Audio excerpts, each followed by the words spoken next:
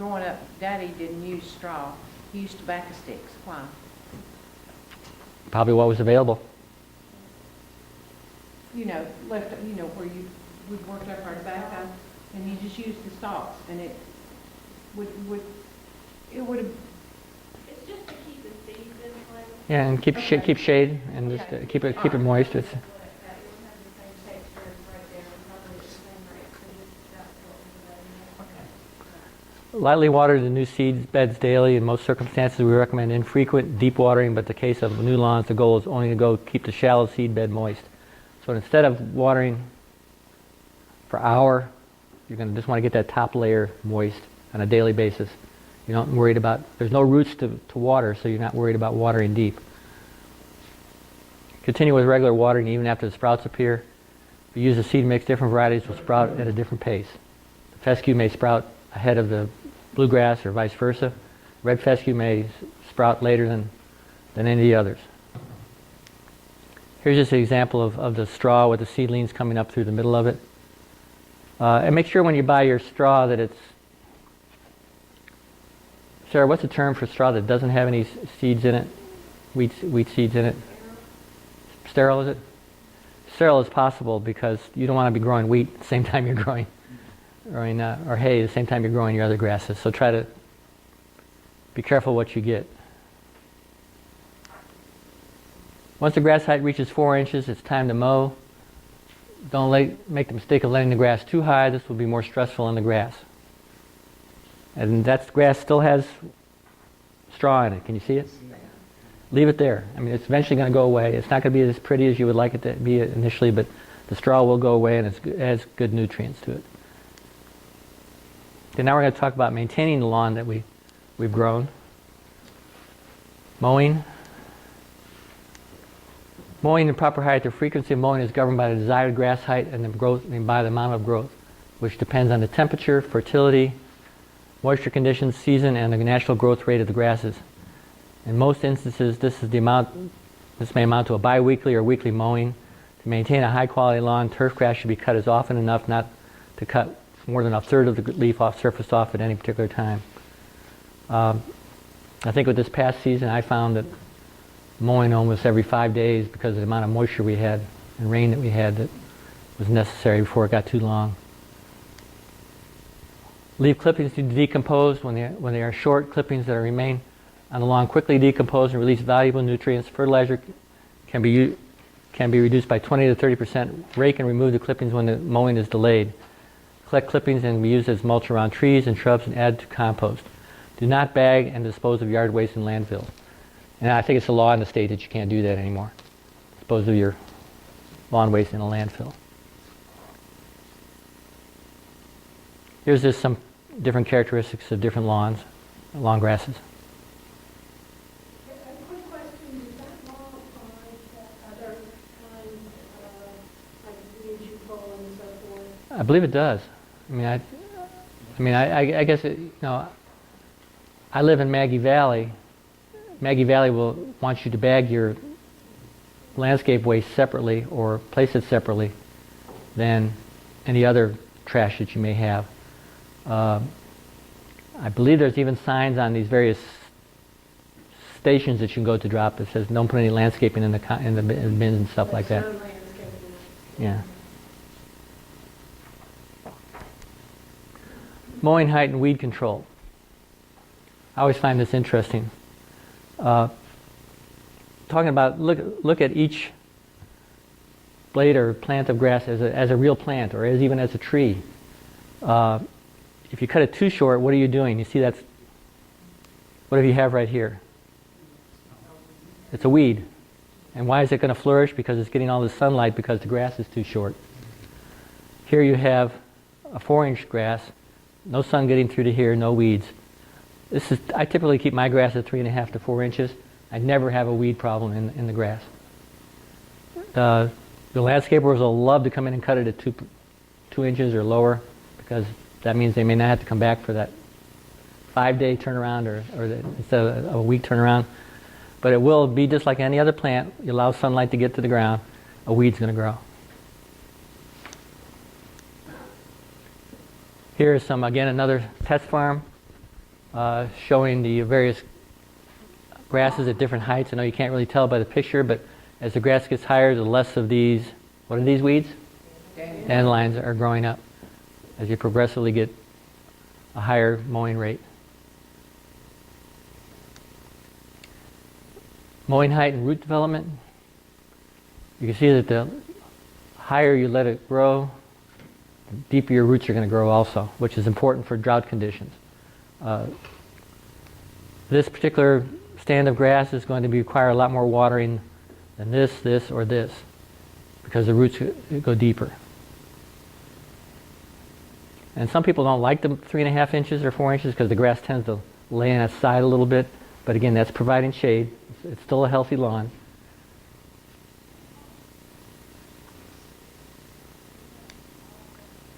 Don't mow when wet. This is brown spot, and what you can do with mowing when it's wet is just move this to all the areas of your lawn. This is probably one of the biggest problems that landscapers might have. They go from one lawn that may be full of a fungus, they come back over to yours. Yours is pristine. They don't do anything to clean their equipment from one lawn to the next. They're just interested in getting it mowed, so they're going to transfer that fungus over to your lawn also.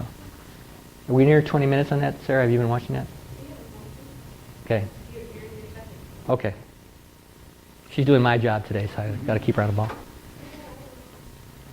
But anyway, you just transfer, and especially when it's wet, your equipment will pick up this fungus a lot easier than if it's a dry grass. Always sweep your clippings off the pavement. We don't want them going down the storm drains. They just decompose and they muddy up our freshwater systems. As far as watering existing lawn, water wisely. Every time you put 1 inch of water at 1,000 square feet, you use about 640 gallons of water. That's a lot of water, isn't it? And people don't realize that. Especially, I live in a neighborhood where we share a well. 3 houses share a well. And if all of us were watering our lawns, we'd just be draining that well the entire time. It just doesn't have the capacity to keep up with it. But I also have learned I never have to water my lawn up here. Maybe the first year that I was up here, I said, my lawn needs to be watered, so I got to go out and water it. Never since. It just, the nature will take care of it.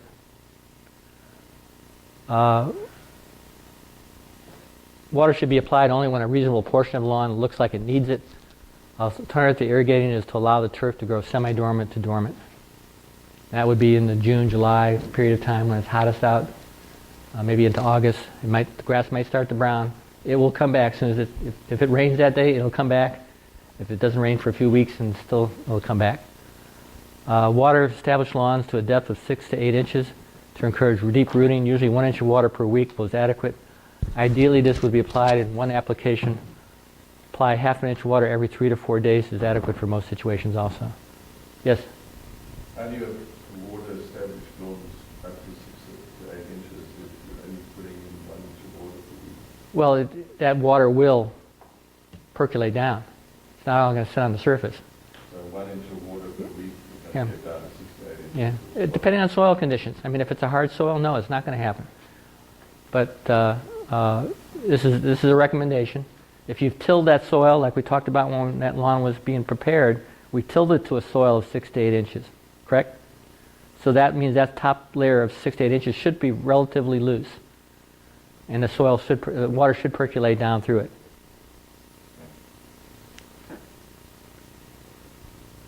Again, we're talking about watering and root development.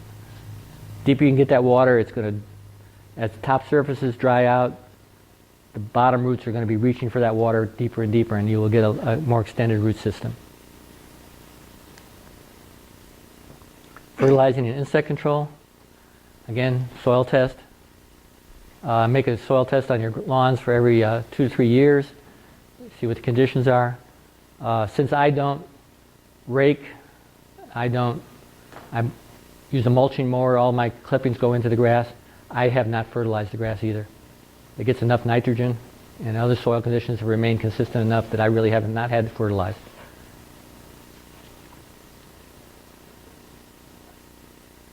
Also, timing is when you do your fertilization. Avoid any nitrogen fertilization of cool season grasses such as tall fescue after the February application until September. Don't. If you fertilize outside this period of time, after February, basically all you're going to be doing is fertilizing weeds. The grasses aren't going to be absorbing that fertilizer anymore. Lime may be found at any time of the year. Winter is usually best, however, because there's less traffic. Gentle winter rains minimize runoff, and alternate freezing and thawing help incorporate the lime into the soil.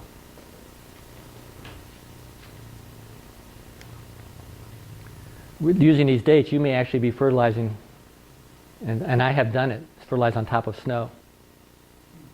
In other words, if I want to get that fertilizer out in February and I'm ready to do it and there's snow on the ground, I will just put the fertilizer right on. That will just work its way right down into the soil. Here's recommended times to do various fertilizing on different types of grasses. Most of what we're dealing with here is forget Bermuda grass, but all the other cool season grasses, all done in March, at the very early part of March, here in the mountains, and then in October. And then if you're doing a third application, you would do it in August. I push everything back a little bit. The March one is fine. I try to do it in February, actually. The August one is a little bit early. Kind of do it in the mid-September, and then do another one at late part of October. Labor Day and Halloween are kind of dates that I use for my last two applications. And actually Valentine's Day is what I do for February.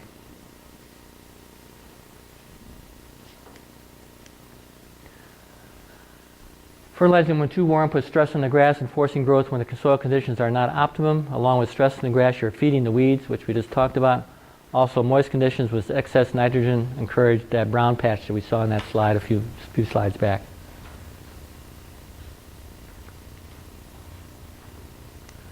You'll also find that, I don't know whether we have a slide about it, I don't remember if we have a slide. Go back a second.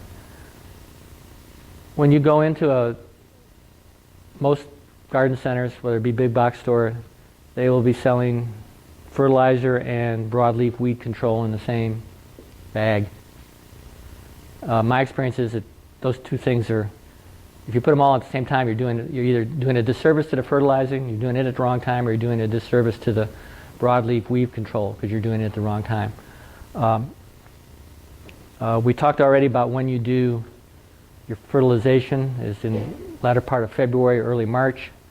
Broadleaf weed control is going to be later than that. I was always taught that once the forsythia bloom and before the dogwood bloom, that's the period of time you want to do your broadleaf weed control. And the reason is those two plants blooming is driven by soil temperature, not sunlight, just soil temperature. And that's the correct soil temperature to attack your weeds at the same time to keep them from germinating. So once you get those yellow forsythia flowers out there, and before you start getting your dogwood blooms, that's the time you want to do your broadleaf weed control. And that's way past when you should be doing your fertilizing. Anything to add to that, Sarah? Is it pre-emergent or post? Would that be pre-emergent? Pre-emergent, yes.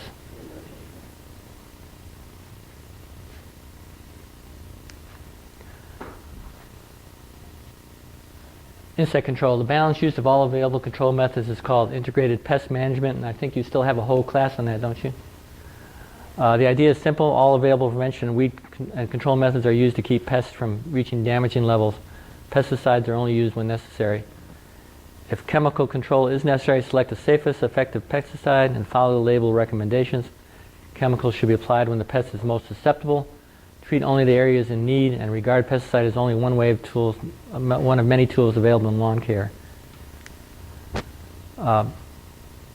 Anybody know what this is?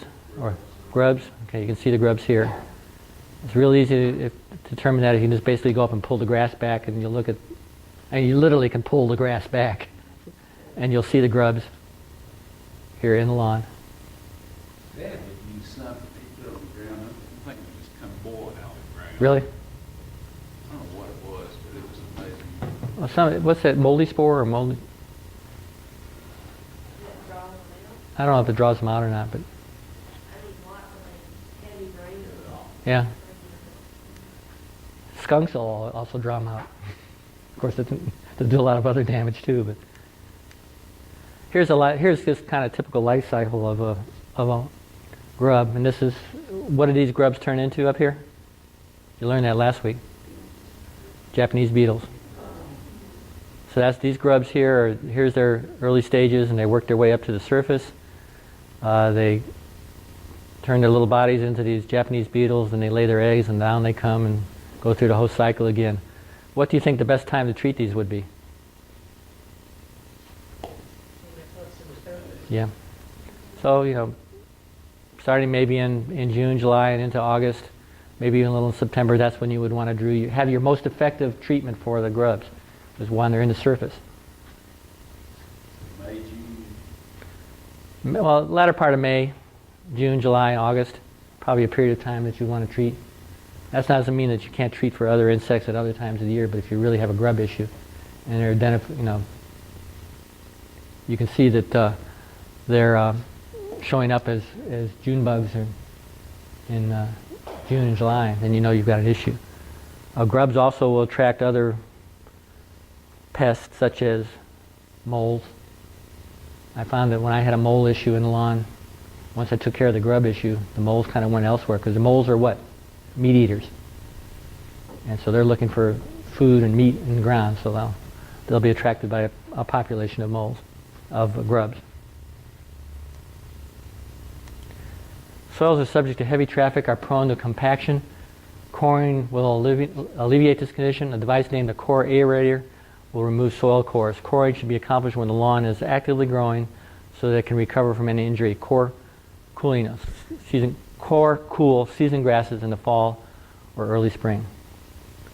Have anybody ever seen a core aerator at work? Yes. It's not a piece of equipment that I would want to, you can rent them fairly cheaply, like $50 for a half a day or so. But it's a big piece of equipment. You might want to hire somebody to be able to go get it, bring it, do it, and just get it out of the way, because it is a big piece of equipment. Here's an example of it right here. There's two kind of aerators. There's a core aerator and a spike aerator. Never spike aerate a lawn, because all you're doing is compacting the soil. You're not removing anything. You're basically sticking something into the ground and pushing it to the side, so you're compacting it more. That roller with the spots is not a good way to do it. Not unless it's actually a core aerator, where it's actually pulling. Some rollers do have a process where they bring out a core of grass and leave it behind. But just a simple spike is not the way to go. All you're doing is compacting it more. Why are they even making it? Pardon me? Why do they even make it? Yeah, I don't. Different areas where the soil is different than, that makes a difference. Sure, our soil tends to be harder than our clay, so if you put spike in it, make it hard for the hole, you have an area. If you have a sandy lawn, let's say out in Arizona, or some desert lawn, or someplace else where it's more sandy than it is clay, by sticking that in the ground, you are just going to probably break up what's there. But with the type of clays that we have, it's just going to push it to the side. And here's what the cores look like as they're coming out of the machine. And all you would do is you wouldn't rake those up. You just kind of spread them around, maybe break them up a little bit with a hand rake, and let them decompose right back into the lawn. A little bit what happens after core aeration. Here's what it looks like before, a very compacted area of soil. You come here and aerate. Water can get down there, oxygen can get down there, nutrients can get down into the cells now. Eventually they affect the roots of the individual grass plants, and they flourish.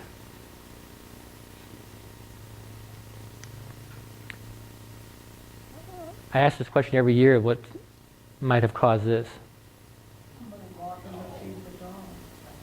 Well, it's just a dog going back and forth every day, 3 times, 5 times a day, coming into the house and out of the house. He hasn't killed the grass, but what he's done is compacted soil so the grass doesn't grow. So it's you need to keep that. That's an example of what can happen in an area that walks. And you have mowing patterns. Never mow your lawn from week to week using the same pattern. Because even walking behind a mower, week after week, the wheels of the mower are going to be in the same place every time you're compacting that soil. So try to change your pattern. Sometimes you just can't do it because of other obstacles in the way, but we're not trying to do a golf course type of mowing, but you can see this is using different patterns. There's probably another set of patterns going this way also. We did that going around trees. That's why I'm saying there's areas you just can't do. I mean, it's just, but try. That's all I can say is you try. Weed control. Weeds are described as plants growing where they're not wanted, that they can disrupt the appearance and use of lawns, recreation areas, and other turfs. In addition, they compete with desired turf grasses for space, water, nutrients, and light. Turf weeds may be grasses, grass-like plants, rushes and sedges, or broadleaf plants with annual, biennial, or perennial life cycles. An effective weed management program begins with a vigorous turf. Healthier your lawn, the less weeds you will have. One is correctly fertilized at the right time, so your lawn is getting the fertilization, not the weeds, and watered and mowed. Weeds can quickly invade a thin turf. Cultural and management practices that enhance turf grass growth generally reduce weed competition and encroachment. When selecting a herbicide, consider the weeds present. Those will be potential to germinate in tolerance of the turf grass. And again, it's a matter of, I very often hear people say, it's green, I don't care. Whether it's weeds or whether it's whatever is grass, I just don't care as long as it's green. I do care, because if I'm going to spend time mowing that, and I have a nice house and I want the appearance to be nice, I don't want it to be weeds. I want it to be something that I'm proud of. So a healthy turf grass can be that. As far as weed control goes, management practices include mowing at the recommended height for the selected turf grass species and removing clippings and seed heads of grassy weeds that are present. Apply the proper amount of nitrogen at the correct time according to the turf grass present, using the soil test to determine needed nutrients and lime, and properly identify the weed species when applying the appropriate herbicides, either before weeds germinate, pre-emergence, or when the weeds are in small and actively growing post-emergence. Anybody? I said earlier not to use nitrogen. No, you're going to be adding nitrogen to the lawn. Now, the fact that I mulch my clippings, I'm putting enough nitrogen into that lawn to deal with the nitrogen requirements. Whether it's going to be a phosphorus and a phosphate type of issue that we need to add it, the soil test will tell you that. Thank you. Any questions? Click there.